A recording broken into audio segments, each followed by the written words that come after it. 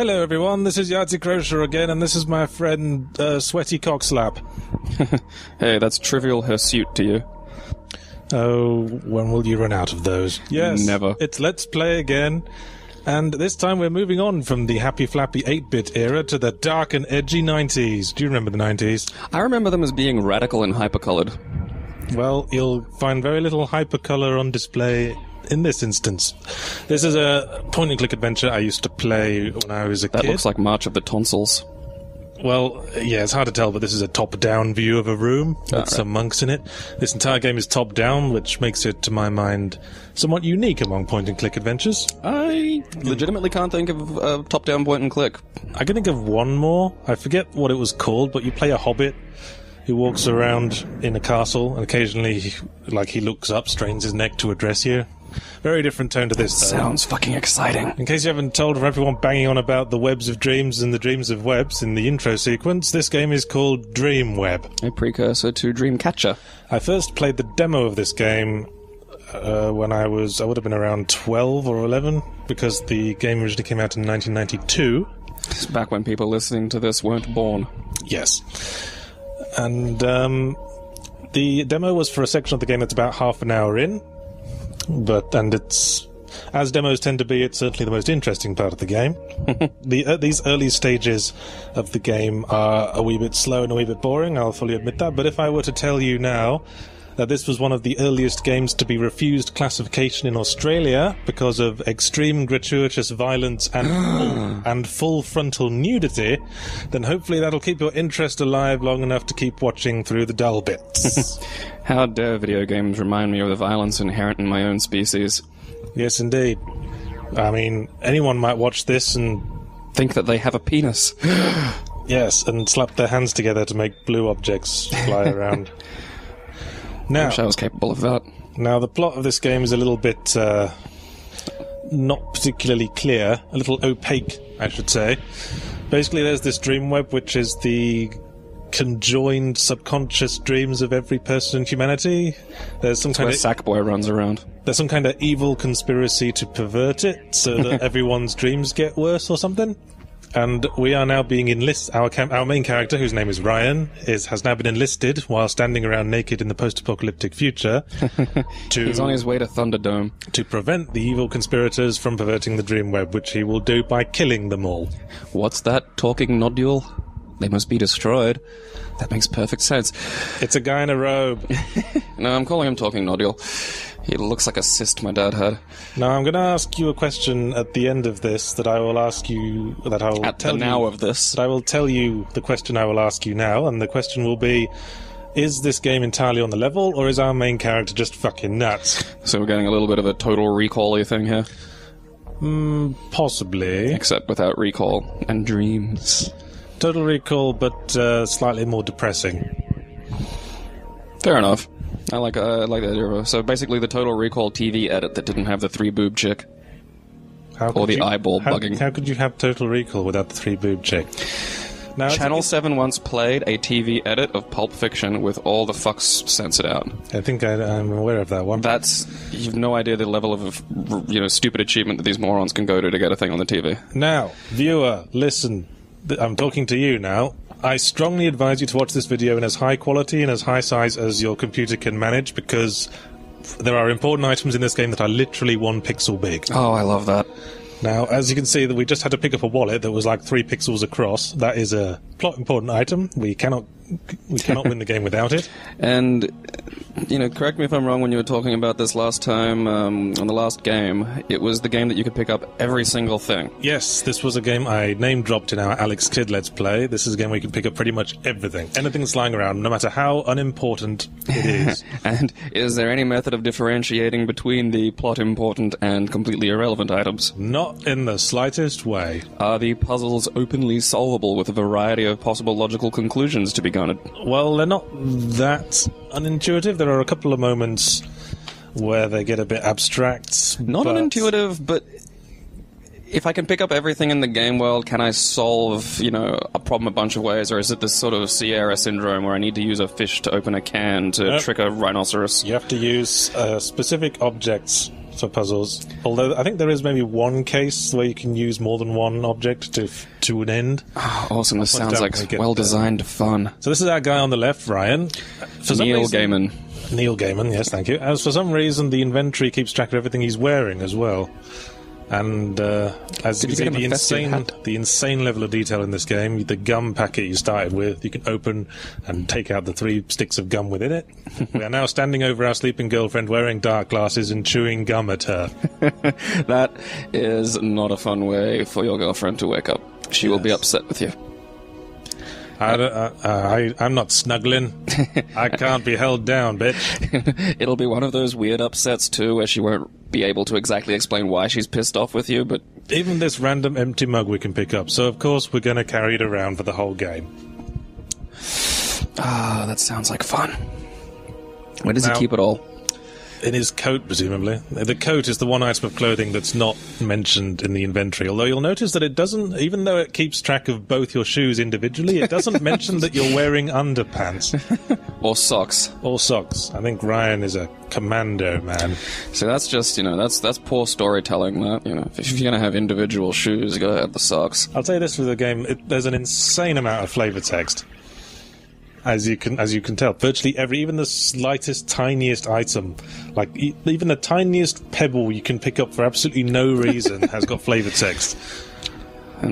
Now, the flavor text... Wasn't this made by, 3 guys? Yeah, the entire credit to this game was about 3 guys, as we'll see in the end credits. God almighty, that must have gotten fucking boring. It was developed by the small company Creative Realitys, which presumably got a bit bigger because their next significant game that I know of was called Martian Gothic, and it was a PS1 survival horror, presumably made by more than 3 guys. Had an interesting mechanic, Martian Gothic, in that you switch between controlling 3 characters, and if any 2 of your characters met in the same location, you'd die. So that was the gameplay mechanic you had to avoid. Why would they die? Like the deities just strike them down, or did the characters hate each other and go batshit and murder each other? Or? Oh, it was a Dead Space-like thing. Their bodies would merge together. Oh, God. But, and demonstrating the detail in this game, you can only find these 4 items inside the fridge by finding the fridge handle, which is like 3 pixels across. And inside the fridge you'll find a cheese dish, some milk and some orange juice. Those items do not appear anywhere else in the game. Can you put them into a blender and make a hangover cure? Now, we're taking our toothbrush back. You're gonna break up with the girlfriend. Yes. Yes. And throw a cheese tray away. I just don't think we have any compatibility. We just like the wrong cheeses. Actually, we'll find that Ryan does have very specific taste in cheese when we get to his home. Staring at Ryan, I can't help but imagine that's exactly what Neil Gaiman wore for the 6 weeks after he saw the original Terminator movie. Well, you think he was wearing a bright purple shirt and blue jeans? Yes, I do. I'm pretty sure you could probably find a picture of that somewhere. And Ryan has just realised he is a man and not a lady, so he can't use lady pills. He's going to take them anyway, though. Because we can. That bitch said she won't have my child, did she? They're not even contraceptive pills. They're like period pain pills. I heard period pain pills are really good for general inflammation, like if you got a bad back. I think maybe someone was fucking with you, so that they could tell some people later that you took period pain pills. Well, pain's pain. I mean, it's not like these are specifically designed nanobots that go in and diddle the uterus. Like, it's just... Did you know I caught thrush once? That's awesome. How did that happen? I had to use the lady thrush cream. It was quite emasculating. Anyway, in case you're wondering, this entire apartment belonged to our girlfriend, Eden, who is worried about us because we're fucking nuts. And we're now going to steal all her tools. Yeah, that's... They specifically mentioned the screwdriver belongs to Eden. We're fucking taking it anyway. Well, what's she going to do with it? Fix that car? Probably, yeah. Because she's a lady in a video game and therefore presumably... Also technically proficient. Yeah, she knows how to fix cars. And hack open locked doors and everything else women can do in video games. And wear belly shirts. Yeah. Now, this was developed by an English company. 3 English guys, calling them a company is perhaps saying it. Well, wasn't that traditional? That'd be a company of men. Whatever. But this was developed by an English trio. But I think this game is supposed to be set in an American location, but every now and again the dialect gives it away. Right? It refers to this as your flat rather than your apartment. It calls the elevators lifts. See, I've always seen, like, flats and apartments as different levels of the same thing. Like, I'd live in a flat. That's a cheap place that poor people live in. I can't afford an apartment. An apartment has, like, more than one room and doesn't smell faintly of the last person who lived there. Well, in England, a flat and apartment's pretty much the same thing. All right. This is me solving the first puzzle. Ooh. Inside our wallet was a piece of paper with our door PIN number written on it. In the future, no one has front door keys anymore. If you have the PIN number for your friend's house, you can get in and out as you please whenever you want. That's way better than a single physical object that you can actually keep on you. Well, it's a cyberpunk dystopian future. Presumably this... Is it dystopian, or does Ryan just suck? Because that's like someone taking a look at my life and saying, oh, the future must be dystopian. No, I'm just lazy. Well...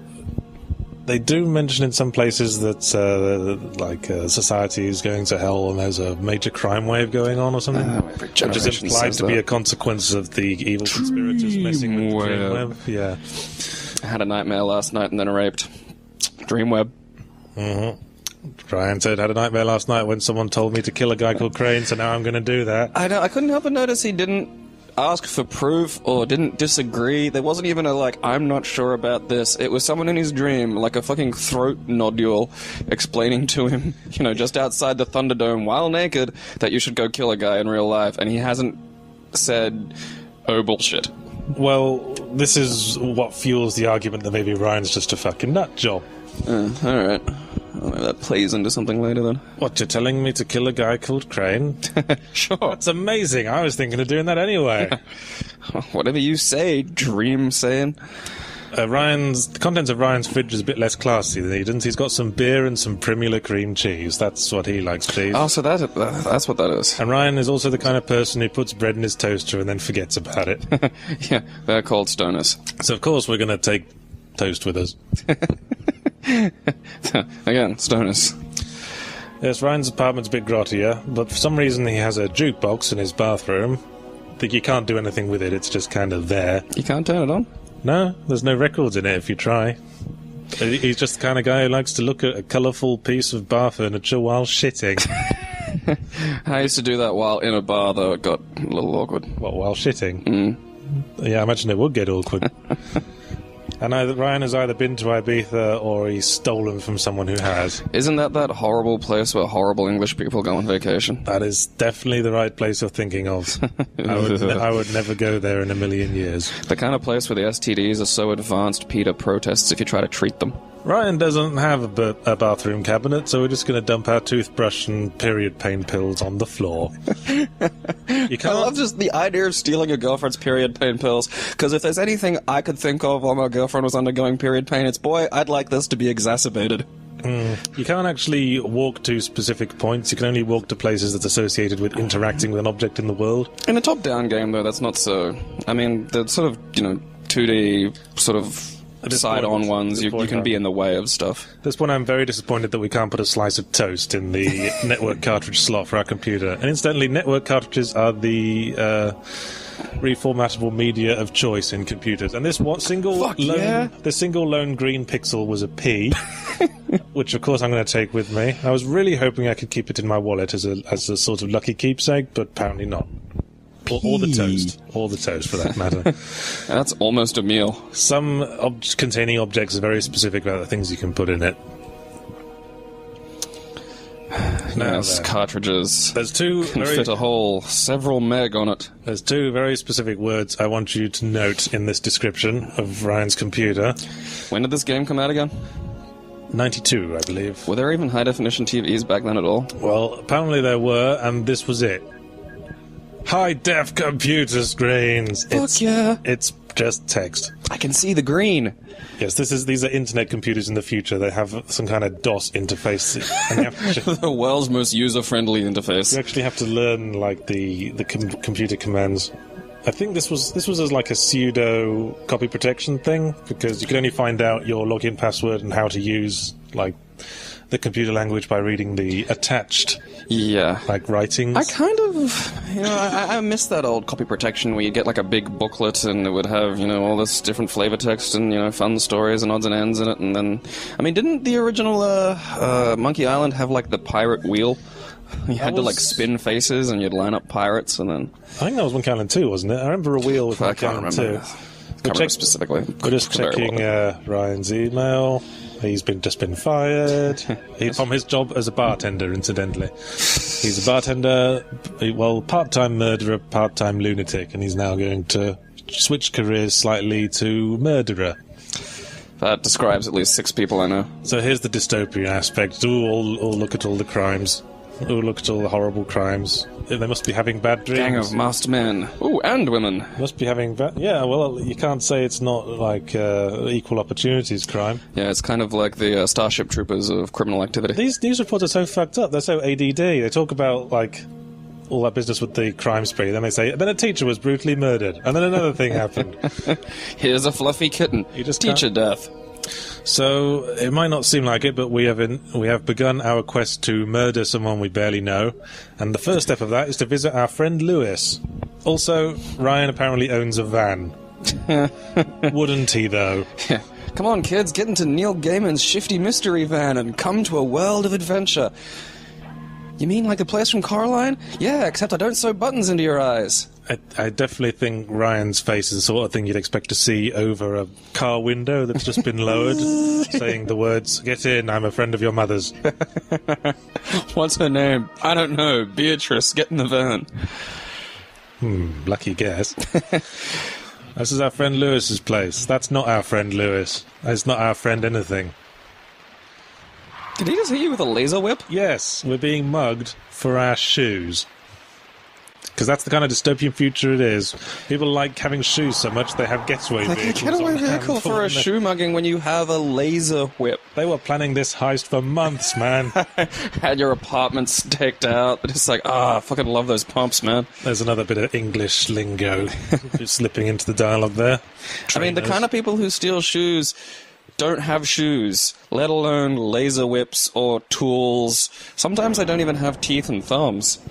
Yes, that has presented us with the latest challenge. We can't actually go to any other location in the city until we get some shoes back.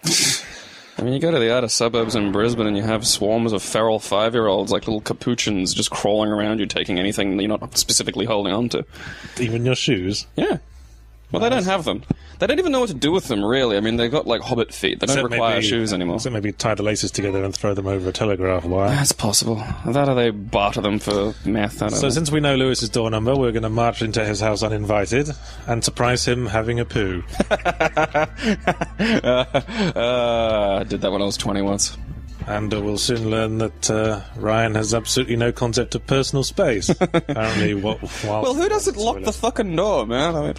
Well, the implication is Lewis is severely drunk or stoned or something. And he's not even surprised, so Ryan does this all the time. Well, Ryan or the kinds of people... Why are you going to shit with the door open if you don't want to have a chat midway? Well, the door wasn't open. It just wasn't locked. Just not locked. Because he assumed he was alone in the house. Hey, dude, are you decent? Yes. God, you're shitting. Yes, sir. So Ryan... Keep me company, I'm bored.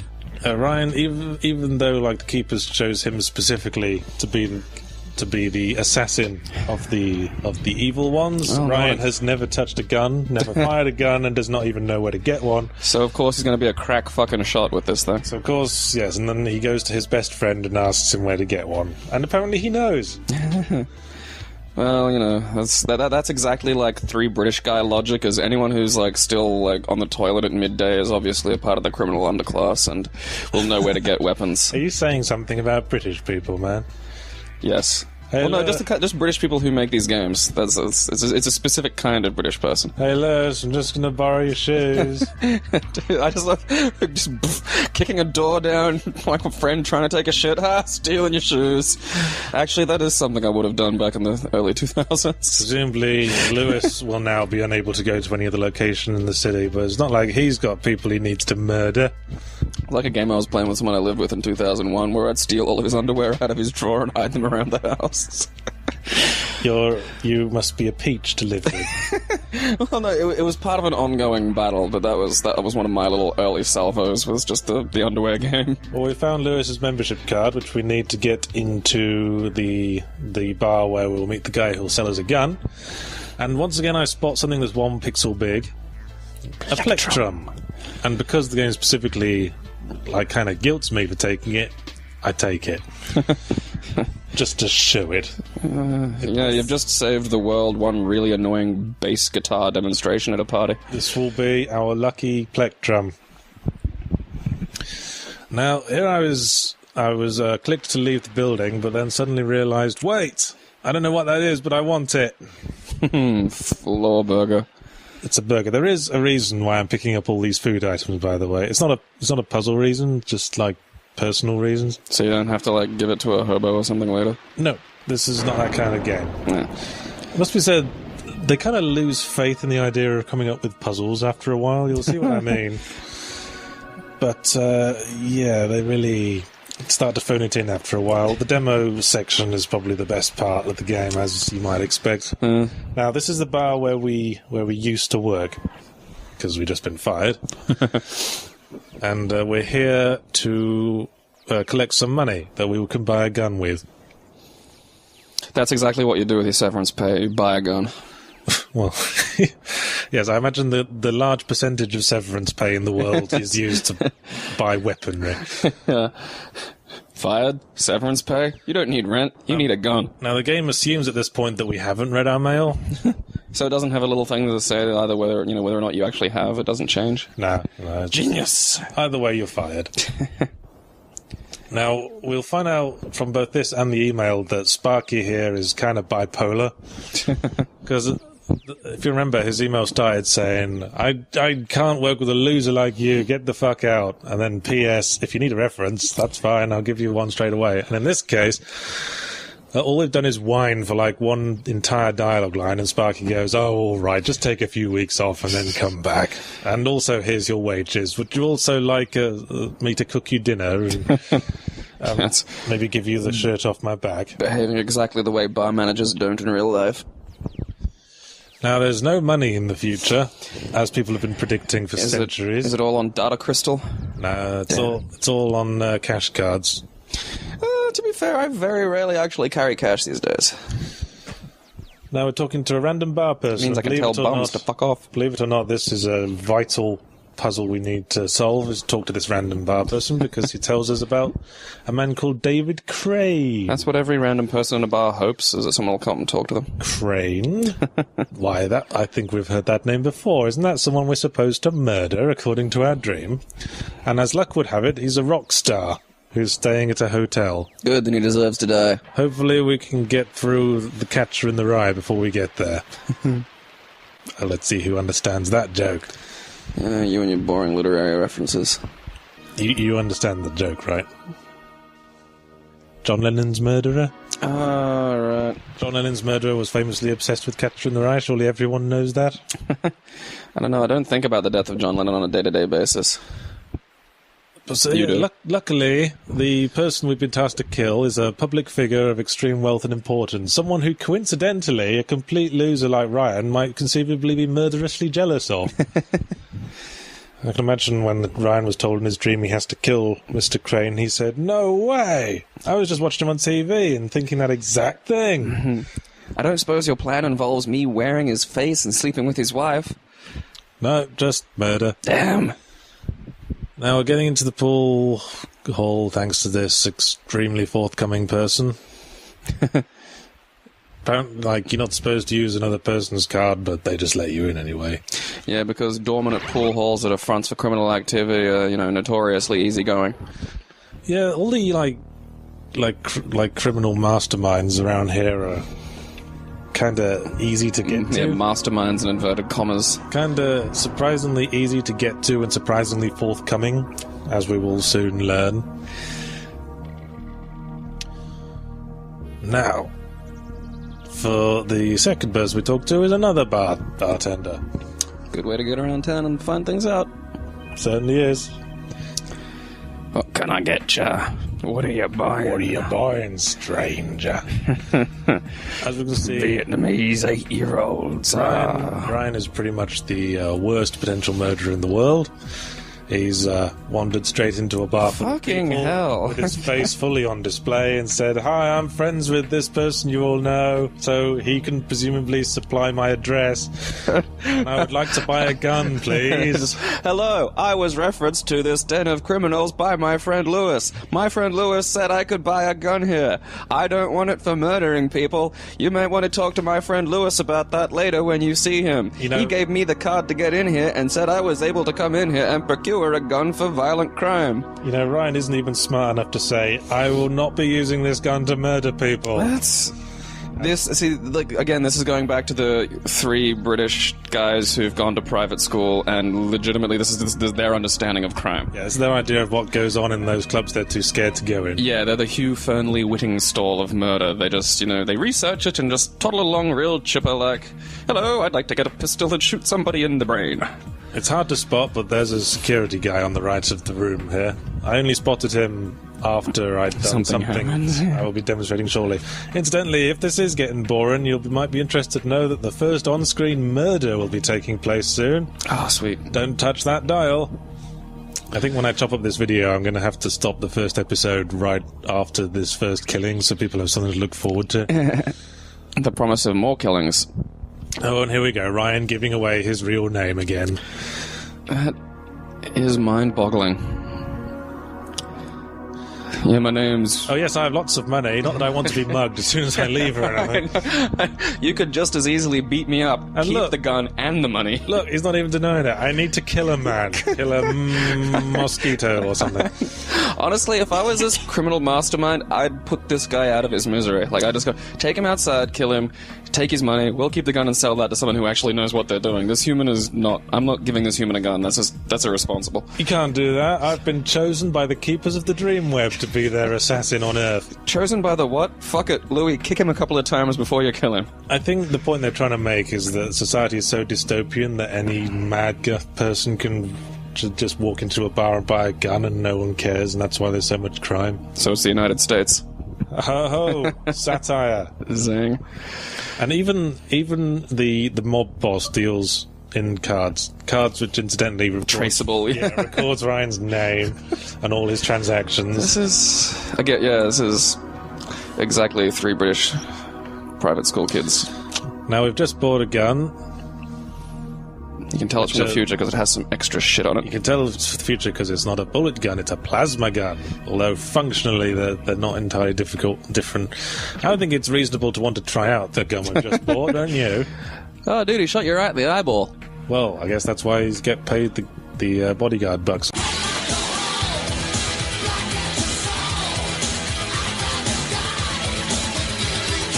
These early stages of the game are a wee bit slow and a wee bit boring, I'll fully admit that, but if I were to tell you now that this was one of the earliest games to be refused classification in Australia because of extreme gratuitous violence and full frontal nudity, then hopefully that'll keep your interest alive long enough to keep watching through the dull bits. How dare video games remind me of the violence inherent in my own species. Yes, indeed. I mean, anyone might watch this and... Think that they have a penis.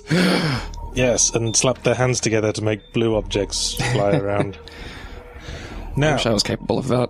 the plot of this game is a little bit not particularly clear, a little opaque, I should say. Basically, there's this dream question will be, is this game entirely on the level, or is our main character just fucking nuts? So we're getting a little bit of a Total Recall-y thing here. Possibly. Except without recall and dreams. Total Recall, but slightly more depressing. Fair enough. I like the idea. So basically, the Total Recall TV edit that didn't have the 3-boob chick. Or the eyeball bugging. How could you have Total Recall without the 3-boob chick? Now, Channel 7 once played a TV edit of Pulp Fiction with all the fucks censored out. I think I'm aware of that one. You've no idea the level of, stupid achievement that these morons can go to get a thing on the TV. Now, viewer, listen. I'm talking to you now. I strongly advise you to watch this video in as high... Legitimately can't think of a top-down point and click. I can think of one more. I forget what it was called, but you play a hobbit who walks around in a castle, and occasionally, he looks up, strains his neck to address you. Very different tone to this, though. Sounds fucking exciting. In case you haven't told from everyone banging on about the webs of dreams and the dreams of webs in the intro sequence, this game is called Dreamweb. A precursor to Dreamcatcher. I first played the demo of this game when I would have been around 12 or 11, because the game originally came out in 1992. It's back when people listening to this weren't born. Yes. And the demo was for a section of the game that's about half an hour in, and it's, as demos tend to be, it's certainly the most interesting part of the game. Web, which is the conjoined subconscious dreams of every person in humanity.